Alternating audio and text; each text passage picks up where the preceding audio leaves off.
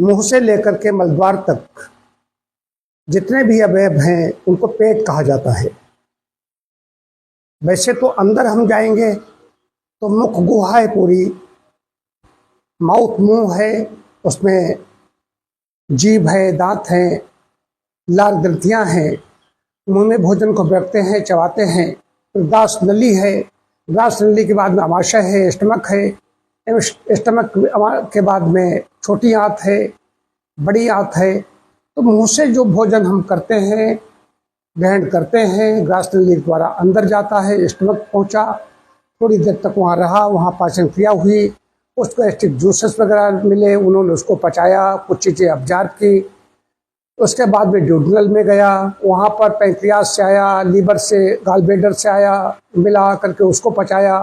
पचाने के बाद में छोटी आंत में अंदर पहुँच गया, छोटी आंत में अब्जॉर्ब होना शुरू हो गया। पाचन भी है, अवशोषण भी है स्मॉल इंटेस्टाइन में। उसके बाद लार्ज इंटेस्टाइन है, वहाँ पर पानी का अवशोषण होता है और मल बाहर निकल जाता है मलद्वार से। मल विसर्जन के लिए मलद्वार है। अब मुख्य बात पर आता हूँ कि हमारी आंतें अंदर समतल नहीं हैं। आंतों का हमारे स्वास्थ्य से सीधा संबंध है। आंतें हम दिनों महीनों नहीं वर्षों से लगातार व्यक्तियों का भोजन गलत रहता है, गलत खाया हुआ अन्न, गलत ग्रहण किया गया आहार, वो अंदर जा कर के आंतें समतल नहीं है, अंदर रुकने लगता है। बचपन से ही अनपचे पदार्थ शरीर में इकट्ठे होते रहते हैं। लेकिन यहाँ पर शरीर की पूरी बात नहीं हो रही, सिर्फ आंत की बात कर रहा हूँ, बड़ी आंत की बात कर रहा हूँ। वहाँ पर मल जरूरत से ज़्यादा समय तक जब रुक जाता है तो बड़ी आंत अपने स्वभाव के अनुसार उस मल में से पानी को अवशोषित करती है। पानी को अवशोषित करने के साथ साथ में जब मल ज़्यादा समय तक रुका रहता है, मोशन क्लियर नहीं होता, कई कई दिनों तक कई कई खुराकों का मल जब पड़ा रहता है तो वहाँ अपने स्वभाव के अनुसार उसमें से पानी के साथ साथ में गंदगी भी, विषाक्त चीज़ों को भी अब्जॉर्ब करने लगती है। अब करना क्या है, इसलिए मेरा ये कहना है कि डाइट ऐसी लें, प्राकृतिक आहार लें, स्वयं ही जो प्रकृति हमें दे रही, तरबूज दे रही, खरबूजा दे रही है, सेब दे रही है, जो भी नेचर हमें दे रही है उनको वैसी ही अवस्था में लें, एक चीज़। और दूसरा आंतों की डिटॉक्सिफिकेशन है। डिटॉक्सिफिकेशन संशोधन चिकित्सा पंचकर्म में है, आयुर्वेदिक पंचकर्म में और प्राकृतिक चिकित्सा में और षटकर्म में, योग में षटकर्म है।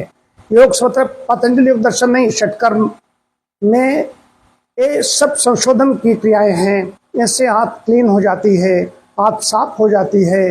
आंत साफ, रोग साफ, पेट साफ, रोग साफ, ये सिद्धांत है। तो आंत जितनी ज़्यादा गंदगी होगी, कोई भी रोग है, तो सबसे पहले हमें ध्यान देना होगा कि हमारी आंत की स्थिति क्या है, बड़ी आंत की स्थिति क्या है, मलक्रिया हमारी सामान्य हो रही है नहीं हो रही है। हम 2-2 बार 4-4 बार दिन भर में खाते हैं, लेकिन मोशन एक बार भी क्लियर नहीं हो रहा है, तो गड़बड़ी यहाँ पर है, यहाँ पर ध्यान देना होगा। हम इधर ध्यान नहीं देते, बड़ी आंत की सफाई की ओर नहीं ध्यान देते। जितना खाया है वो खाया हुआ पूरा निकल गया है, नहीं निकल गया है, ये सबसे बड़ी बात है जो सभी को सोचना चाहिए। तो मेरा ये कहना है कि अपना प्राकृतिक आहार लें, फाइबरस डाइट लें, रेशेदार आहार लें। उससे अगर पेट साफ हो जाए तो ठीक है, नहीं तो ऐसे जो चिकित्सालय हैं हर शहर में हैं, हर बड़े शहर में से चिकित्सालय हैं, वहाँ पर जाकर के संशोधन चिकित्सा जरूर कराएं।